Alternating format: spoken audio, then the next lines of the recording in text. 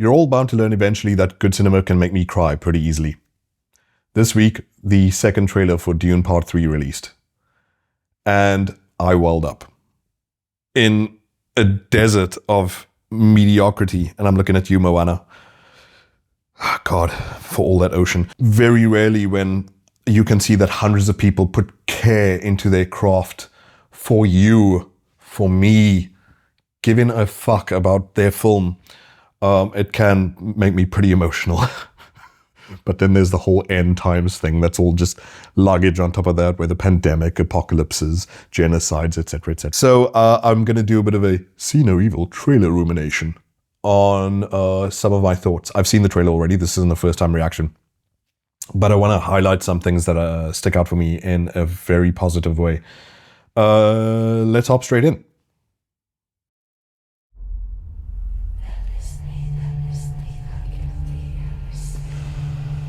I trusted you!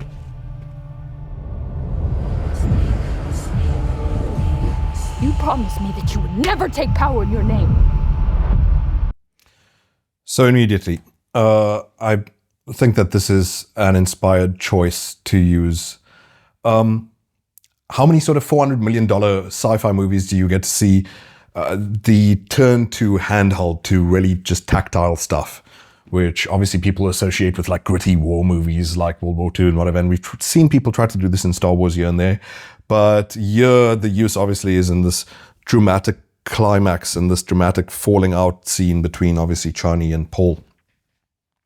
And I think that the use of handheld is inspired, and also the grain on the handheld. It looks sort of like, you know, the sort of things that you might expect to see. What are they? Super 8s? I'm not a techie. You can imagine, say, an altercation between diplomats and heads of state and all that kind of thing. Imagine old footage of JFK or any movie that's tried to characterize political intrigue, the way you're seeing the betrayal laid bare between Paul and Chani here. You could look to examples, especially for the use of that texture, of that grain, to like Pablo Larraín likes to do that kind of stuff. I'm not wild about his movies, but obviously No was taking up a VHS kind of look. Obviously Jackie, I think it was called, with Natalie Portman, does this camera style that this almost looks akin to. And obviously it's just borrowing from, obviously not nostalgia, but like the fly on the wall kind of thing, the intrepid journalist kind of thing. And I think it's a very clever choice to ground things. It's a very predictable thing to say, oh, handheld grounds things, but it does. I mean, just because it's cliche doesn't mean that it's not correct. And I think it's very clever here to humanize what they're doing. For a movie, and for craftsmen like Villeneuve and his entire team, we have to pay respect to everyone involved, which we associate obviously with clean lines and precision a lot of the time. It's awesome to see them go, well, what if shit's a bit asymmetric? What if shit's a bit shaky? So I think it really breaks with the mode of what we think sci-fi should look like. And obviously for good reason, not just because it looks cool, but like I said, because it has this documentary feel. And that's always what they intended. You can see from all these Dune movies is that it really feels like you're slipping into their documentary and not that you're being spoon-fed a narrative feature. I give mad props to Zendaya. She blew my mind in Dune 1 when she was introduced. She stole, just in those 5 minutes she was in there, that she carried an aura. Sorry, it's an actual word, Gen Z kids, whatever you are now, Gen Alphas. A spirit that felt like you were speaking with an indigenous person from another country who didn't give a shit about your camera gear and your team and anything like that. That you were a guest in their lands. And I think also this might be partly inspired by behind the scenes stuff that she was doing too. I think that hopefully if she's taken on the wing of people who love her dearly, like Denis Villeneuve, she has a future ahead of her behind camera and clearly take a strong interest in it. Also on Challenger, she was doing like behind the scenes kind of stuff, I think with stuff like those handheld cameras from back in the 60s, whatever they are. And Villeneuve might have said to her, I saw the stuff you were doing behind the scenes and I get it. I dig it. And that's just on that. Holy crap, we got to move ahead. But yeah, handheld in high concept, high sheen, high polish sci-fi, excellent to make you feel like, oh God, I stepped in on something I really shouldn't have. Should I close the door behind me? Am I in the right place? Am I seeing the fallout of an empire? Real time. Let's go on. You convinced me that this was your home. That shot, Paul climbing out of the gray. I want to do maybe a comparison of Death Stranding, and that's probably just because I would have loved Villeneuve to do Death Stranding himself instead of wherever that's going now. I have my doubts. Your home. That I was your home. That blue scarf of hers, I think, is really sort of devastating. The poster, you see, obviously, the new poster, Paul wearing it. Sihaya. It's like, I think that Paul, obviously, despite it all, still really loves her somewhere deep down inside. And I think that she obviously really loves him, but he's wearing it almost like a memento of someone already passed, as far as he's concerned. You're wearing a memory of someone right in front of you. It feels really dark the way this thing floats around. What do you know about me?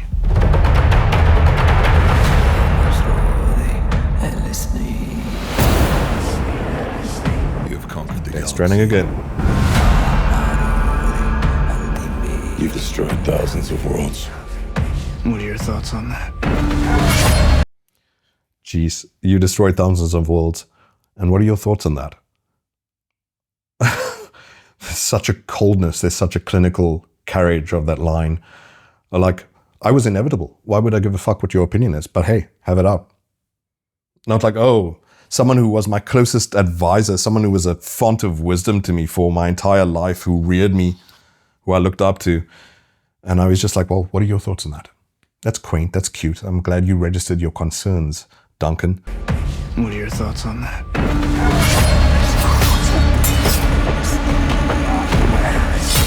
I think you're way beyond redemption. So here's the thing with Linus Sandgren. I think I'm saying that name wrong. I'm really sorry. I should have looked up the pronunciation beforehand.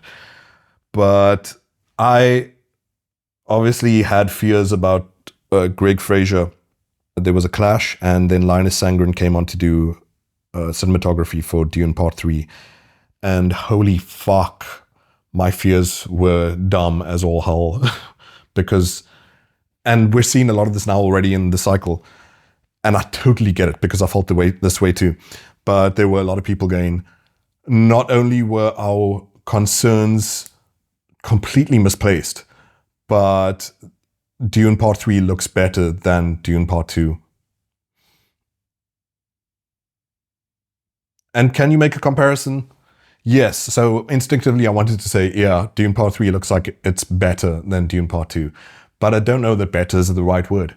What Sandgren is doing here, and what Villeneuve and the team are doing with this new look that they're taking, is how do you convey that there's a new political reality in the universe?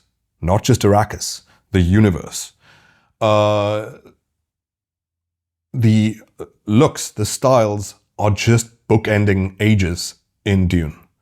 I don't think it's correct or fair, obviously, to Greg Fraser to talk about better or worse or anything like that. There's obviously, a look might appeal to you. Something might look cooler. But I think that what they're doing is respecting that the entire architecture of the universe has changed. And so how do you reflect that? You have to use different paintbrushes or move to sculpture or something like that.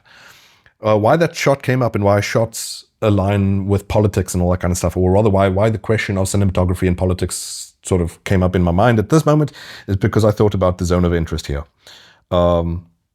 Obviously, very clinical, very austere, which obviously a lot of Dune is, but in something that you would think was this sort of stylized palace of Paul. There's this locked off, brutal CCTV camera, like in the zone of interest. And obviously, you're going to see a lot more dynamism. We just spoke about handheld, but I think that this kind of stuff comes into play here too.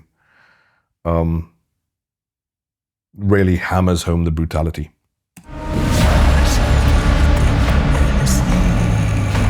Why are you here? Who are you, big fella? To deliver a peace proposal. Okay, I saw the Atreides banner here, so let me just say I think it's correct that I'm wearing Atreides colors, but it's got to be really culturally insensitive for me to wear a Hawaiian shirt on Arrakis. Oh my god, this lighting. Oh my god. That cinematographers and lighting teams, because those people have names too, understand that you're dealing in physical sculpture and you're dealing in light having behavior.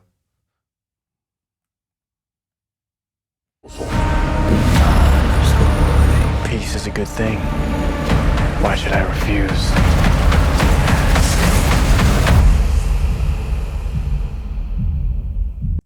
I nearly barfed. Craft, man. Care. Damn giving. Fucks given.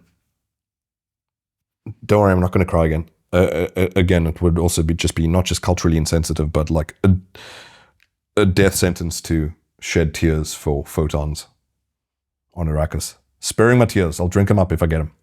Because it's meant to destroy you. And this is the shot where everyone exhales or gasps. Plan to strike the core. I'll say something a bit mean, shame. I think it's going to be good.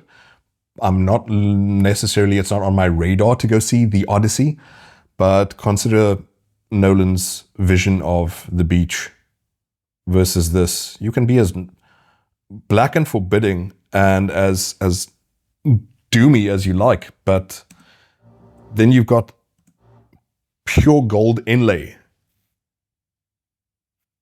Like you're again working in, well, at this time it's like sculpture, pottery. You know that, where's it in? I know that in China and Japan there's a very ancient technique of gold laid into black lacquer like this. And for a poor character, my God, Stilgar, who I feel so bad for, maybe that there's a glimmer, a sliver, a golden edge of hope at the shore of possibility. That's so corny. Let's move on. We plan to strike the core of Imperial power. You intend to kill Paul? Everyone shocked that nighttime Idiot. can be lit. You just signed our death warrants. And go wild. As many floating people as you like. I found someone.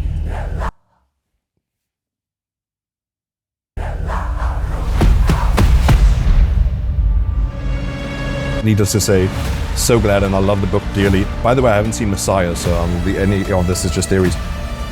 But I'm so glad that Chani is given human agency rather than just being a vehicle, basically. And it's pretty cool that she will be possibly the linchpin, whether for the liberation of the indigenous people of Arrakis or who knows what will happen, but that she takes on a much greater role than the books allowed her. The future has a way. Paul, I don't think that we should be referring to Paul. I think a lot of people are still referring to Paul. And the thing is, again, I haven't read Messiah, but Paul died. Paul is dead. When you take a life, you take your own. He killed Jarmus. What Villeneuve, and to his credit too, Chalamet are doing here is, I mean, shit, you got sarcophagus dude floating around. I don't know who that is or dudette. Please don't spoil anything for me. But Paul looks basically like a sarcophagus, like Sphinx-like. It's not even stoic. It's like he is the undead. Fuck, man. It's really, in a way, it's heartbreaking as well. Speaking of people mourning people before they've even died, Paul Kwisatz Haderach, rather, the occupier of Paul, if you will, looks like he's trapped in a sunken place, like in Get Out. And that somewhere down there, Shame might be a boy who had dreams of doing things differently than the empires that went before him. might had dreams of being collaborative as a human being. Dreams. What's the saying? Dreams are messages from the deep. And I think Paul is deep in the sunken place. Boy's gone. Sort of sad. You're watching the undead. Talking to me.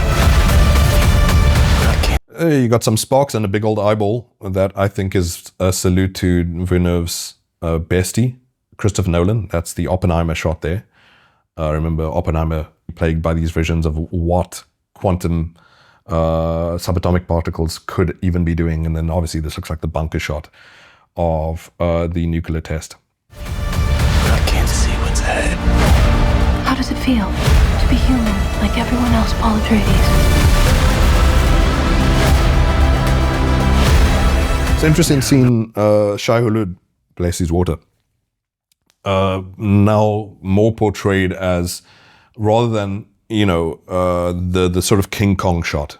He's on the Empire State and that's the shot. That is the epic moment that they're getting more tactile with the creature, with the god as a weapon and as a player. It's moving around a whole lot in that scene, even though it's very short. I fear dishonor. You sound like an Atreides. I've been told I was one. Adi dish.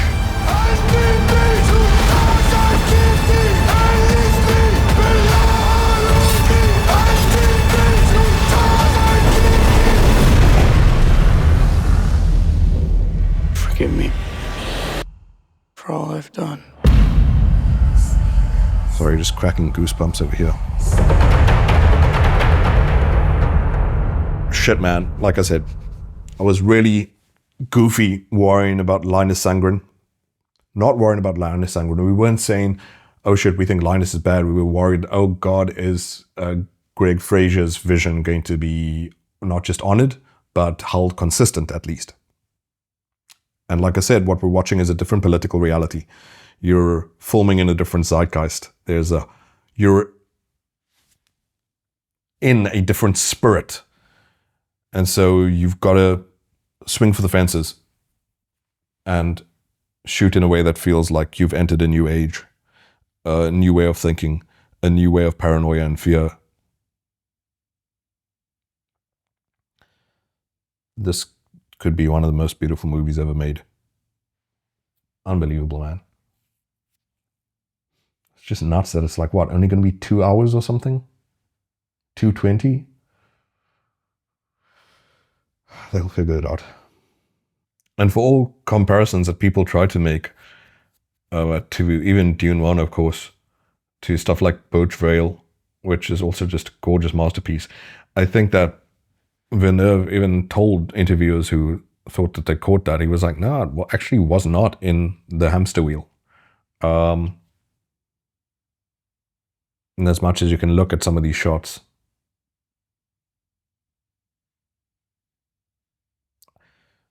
it's remarkable that something like this already looks like it stands on its own.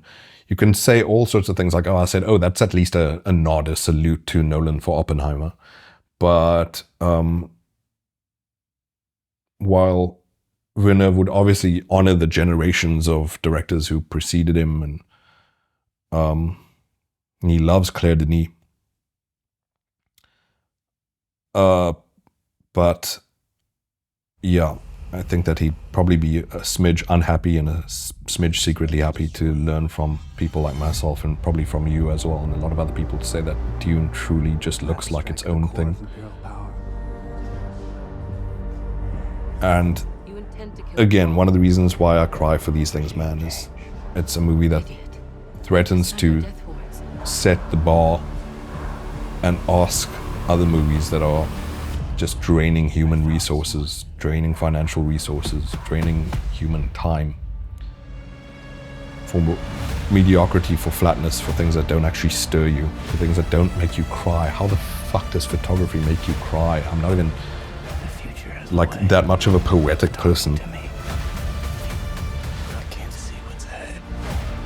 Dune is like not just a call to arms. Dune is a declaration of war against film, the state of film. I'm Dishonor. really happy to be alive in the age of this director. That was one. Instead of searching Dune 3, I searched December 18th because I'm trying to check the date. Like Google should just show me Dune Part 3, and that the only thing that December 18th belongs to in any year of human history is Dune. Yeah, releases December 18th, 2026. I'll see you there. Bring hankies.